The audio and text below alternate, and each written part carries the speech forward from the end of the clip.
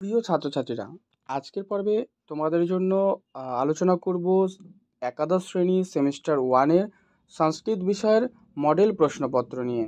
তো এই প্রশ্নপত্রটি তোমরা প্র্যাকটিস করো। আগেও একটা পর্ব আমি আলোচনা করেছি, তোমরা সেগুলো কিন্তু দেখে নিও। আর এই মক টেস্ট তোমরা বাড়িতে দাও, তাহলে কিন্তু তোমাদের খুবই সহজ হয়ে যাবে বিষয়টি, এবং অনায়াসে তোমরা পরীক্ষার হলে কিন্তু এই পরীক্ষাগুলো দিতে পারবে। তো দেখো, এই যে প্রশ্নপত্র রয়েছে, উত্তরগুলো আমি আলোচনা করছি, তোমরা দেখে নাও। সঠিক উত্তর নির্বাচন করো। 1 নম্বর, ঋষি ধৌম উপমন্যুকে কার স্তুতি করতে বলেছিলেন? উত্তর অশ্বিনী কুমার দয়ের। 2, অশ্বিনী কুমার দয় উপমন্যুকে কি খেতে দিয়েছিল? পিঠা। এরপর একটা স্তম্ভ রয়েছে, স্তম্ভ, এখানে সঠিক উত্তর হবে অপশন বি। 4, সত্য ও মিথ্যা নির্ণয় করো। কয় রয়েছে ঋষি ধৌমের দাঁতগুলো ছিল সোনার, আর অশ্বিনী কুমার দয়ের উপমন্যুর গুরুভক্তি দেখে সন্তুষ্ট হয়েছিল।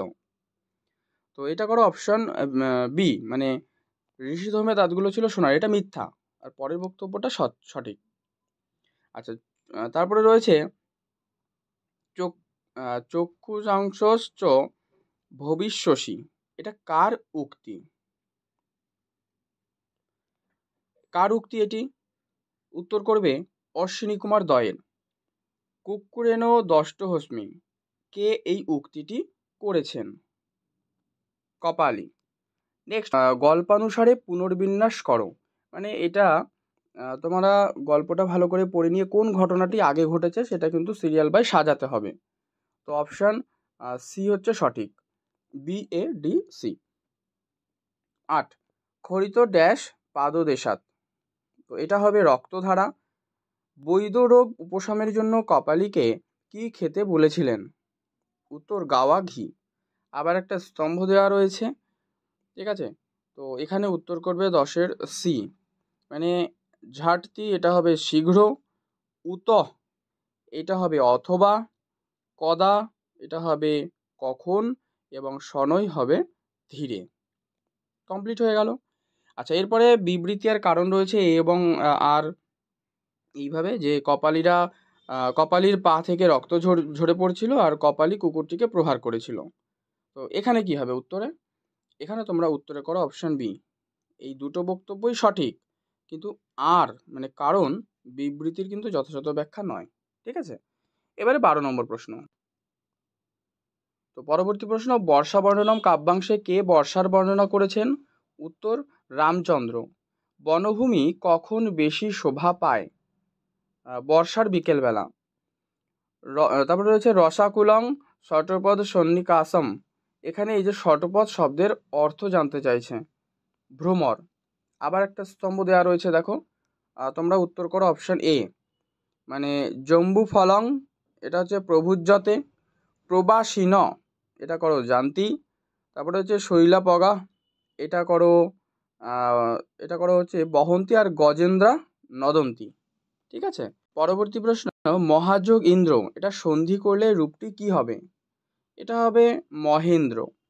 হসন যোগ আগত, এটা যদি সন্ধি করা হয় তাহলে কি হবে? এটা হবে হসন্নাগত। হসন্নাগত। বৃহস্পতিকে যদি সন্ধি বিচ্ছেদ, দেখো মানে আলাদা করতে হবে, তাহলে কি হবে? বৃহ যোগ পতি, ঠিক আছে? বৃহৎ যোগ পতি, বৃহস্পতি। 19-এ সত্য আর মিথ্যা দেওয়া রয়েছে, এটা করো অপশান সি, মানে ক এবং খ এই দুটোই সত্য বক্তব্য। ষট যোগ আনন, এটা যদি সন্ধি করা হয় তাহলে কোন রূপটা হবে? এটা জানতে চাইছে। সরানন। লতা শব্দের সপ্তমী বহুবচনের রূপটা কি হবে? লতাসু। আর দ্বি শব্দের পুংলিঙ্গে প্রথমা একবচনের রূপটি কি হবে? উত্তর দৌ। অসমত শব্দের তৃতীয়া একবচনের রূপটি কি হবে? উত্তর করবে ময়া। নেক্সট প্রশ্ন, গচ্ছামি পদটির ব্যুৎপত্তি কি হবে? এটা করো গম ধাতুর সাথে লট উত্তম পুরুষের একবচন। তারপর হচ্ছে কৃতবান, এই পদটির ব্যুৎপত্তি কি হবে? এটা যদি ব্যুৎপত্তি করা হয় তখন ক্রি, তার সাথে ইক্তবতু পুংলিঙ্গে প্রথমা একবচন। ভূ ধাতুর লিট লকারে প্রথম পুরুষ বহুবচনে কিরূপ হবে? ভবিষ্যন্তি। ক্রি ধাতুর লং লকারে প্রথম পুরুষ বহুবচনে কিরূপ হবে? এটা করো অকুর্বন। আচ্ছা, তারপরে ঠিক আর ভুল নির্ণয় করতে দিয়েছে 28-এ। এটা করো অপশান সি, ক এবং খ, এই দুটোই কিন্তু সঠিক। আচ্ছা, নেক্সট প্রশ্ন, অধি বস ধাতুর সাথে লব প্রত্যয় যোগ, তো এর যে পরিনিষ্ঠিত রূপ সেটা কি হবে? এটা হবে অধ্যস্য।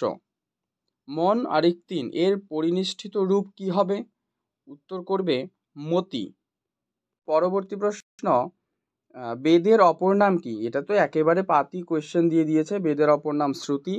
বেদ কথার অর্থ কি? দেখো, দুটো একই জায়গা থেকে প্রশ্ন দুটো কিন্তু তোলা হয়েছে। জ্ঞান। স্তম্ভ রয়েছে, তো এখানে করবে তোমরা বি, মানে পানিনি, এটা অষ্টাধ্যায়ী। আর জাস্ক, এটা করো নিরুক্ত। আর পিঙ্গল, এটা করো ছন্দসূত্র, বাল্মীকি রামায়ণ। ভারতীয় জ্যামিতি বিষয়ক প্রাচীনতম গ্রন্থ কোনটি? উত্তর শূল্যসূত্র। ঠিক আছে। আচ্ছা, রামায়ণ মহাকাব্যে কতগুলি শ্লোক আছে? কতগুলো শ্লোক আছে? 24,000। সত্য মিথ্যা রয়েছে, এখানে নির্ণয় করতে বলছে। তো তোমরা দেখো, উত্তর করা অপশান এ, মানে এই ক যে বাক্যটা সত্য আর খ হচ্ছে মিথ্যা। মানে বাল্মীকি মুনির বাবা ছিলেন চ্যবন ঋষি এবং মায়ের নাম ছিল সুকন্যা। সঠিক। রামায়ণ অবলম্বনে ভবভূতির করুণ রসাত্মক নাটকটির নাম কি? উত্তর রামচরিত। হিতোপদেশের রচয়িতার নাম কি? নারায়ণ শর্মা। ঐতেরেয় ব্রাহ্মণে গল্প সাহিত্যের নিদর্শন রূপে ড্যাশ কাহিনী আছে? কিসের কাহিনী? সুনহ শেপের কাহিনী রয়েছে। আচ্ছা, 40 নম্বর প্রশ্নটা দেখো, এখানে একটা রেখাচিত্র দেওয়া রয়েছে, বেছে নিয়ে লিখতে হবে। হ্যাঁ, গ্রন্থ রচয়িতার বিভাগগুলো দেওয়া রয়েছে এ বি সি ডি এইভাবে। তো এর মধ্যে সঠিক কোনটা সেটা কিন্তু বেছে লিখতে হবে। তো এক্ষেত্রে তোমাদের যে উত্তর সেটা হবে অপশান এ, এটা কারেক্ট। গ্রন্থ পঞ্চতন্ত্র, বিষ্ণু শর্মা তন্ত্র। হিতোপদেশ নারায়ণ শর্মা অধ্যায়। কথা সরিৎসাগর সোমদেব লম্বক। মানে এইটা হচ্ছে কিন্তু তোমাদের সঠিক রেখাচিত্র। দেখো, আজকের পর্বে তোমাদের এই 40টা আমি সংস্কৃত থেকে প্রশ্ন উত্তরগুলো আলোচনা করলাম। পর্বটা ভালো লাগলে লাইক করে দিও, শেয়ার করে দিও, চ্যানেলে নতুন হলে অবশ্যই সাবস্ক্রাইব করে রেখো। আর তোমাদের বিষয় সংক্রান্ত যদি কোনো প্রশ্ন থাকে অবশ্যই কমেন্ট করে জানাবে, তোমাদের সেই সমস্ত প্রশ্নের উত্তরগুলো কিন্তু যথাযথভাবে দিয়ে দেওয়া হবে। আর এই ভিডিও ডেসক্রিপশন বক্সে টেলিগ্রামের লিঙ্ক দেওয়া থাকবে, তোমরা সেখান থেকে টেলিগ্রামে যুক্ত হও এবং সমস্ত যে কুইজ হবে সেখানে কিন্তু তোমরা অংশগ্রহণ করতে পারবে। আর তার পাশাপাশি যদি তোমাদের পিডিএফ প্রয়োজন হয় কমেন্টে লেখো, সেগুলো ফ্রি, সম্পূর্ণ ফ্রিতে ডাউনলোড করে নিতে পারবে তোমরা টেলিগ্রাম থেকে।